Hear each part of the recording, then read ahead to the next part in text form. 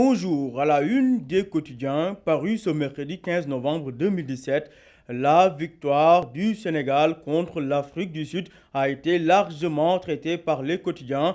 Le journal Les Échos de titrer à sa une Les Lions terminent en beauté. Les détails, pages 4 et 5 du journal Les Échos. L'Observateur barre à sa une un bijou de Kara comme pour magnifier le but salvateur du lion Karamboy. Hier, le peuple était en osmose avec les lions pendant 90 minutes, renseigne l'Obs, tout en rappelant que la première dame Marième Faisal, le premier ministre ainsi que le président du HCCT était au stade au secours de la gloire, à lire dans l'Obs. Vox Populi, toujours dans la même lancée, revient sur le match Sénégal-Afrique du Sud et titre à sa une du jour: Les Lions enflamment le stade de l'amitié. Hier, le 12e Gaindé était plus que jamais derrière l'équipe nationale, comme si la qualification au Mondial 2018 est le catalyseur d'un nouvel engouement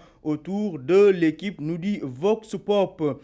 Halagassi, la messe édite, c'est à la une de l'As quotidien, comme pour marquer la victoire des Lions sur les Bafana Bafana, tout en rappelant que Marième Faisal était l'attraction au stade Léopold Sédar Senghor, à lire dans l'As quotidien. Le quotidien s'est également penché sur le match Sénégal-Afrique du Sud, mais cette fois-ci pour évoquer le délestage de quelques minutes juste avant le démarrage du match Sénégal-Afrique du Sud. Selon le journal Le Quotidien, pas de coupure à Senghor, comme pour dire que la Sénélec accuse la direction du stade Léopold Sédar Senghor. Libération s'intéresse à l'affaire Vivo Énergie, d'où son titre Vivo Énergie, la sale affaire. Soupçonnée de corruption au Nigeria, la boîte loge sa filiale sénégalaise dans un paradis fiscal, avant d'ajouter que le FBI et la justice suisse lancent des enquêtes sur le versement de commissions occultes. Les détails, pages 4 et 5 de Libération. Toujours à la une de Libération, l'affaire Dangote est soulevée, notamment les oublis volontaires de Dangote, a rappelé que la plainte contre Dangote porte sur faux et usage de faux, association de malfaiteurs, vol et escroquerie. Les détails toujours dans Libération. Les Échos évoquent le cas Baratal. Aucun marché confié à Baratal depuis 5 ans, d'où leurs interrogations.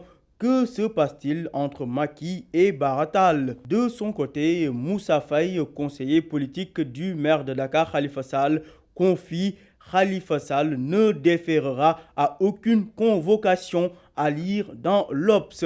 L'Obs qui renseigne également sur la liquidation de Sénégal Airlines, 2 milliards de francs CFA pour l'indemnisation des ex-employés. L'As se renseigne également sur un scandale à la maison d'arrêt et de correction de Rebeuss. Toutes les langues seraient interdites sauf le Wolof et le français. Forum Paix et Sécurité, les dirigeants africains ne semblent pas aimer Dakar. Selon le quotidien, le faible nombre de chefs d'État africains présents en atteste largement. Terminons avec Stade, le quotidien des sports. L'apothéose, c'était le cas hier au stade Léopold Sédar Senghor. À vos journaux et bonne lecture.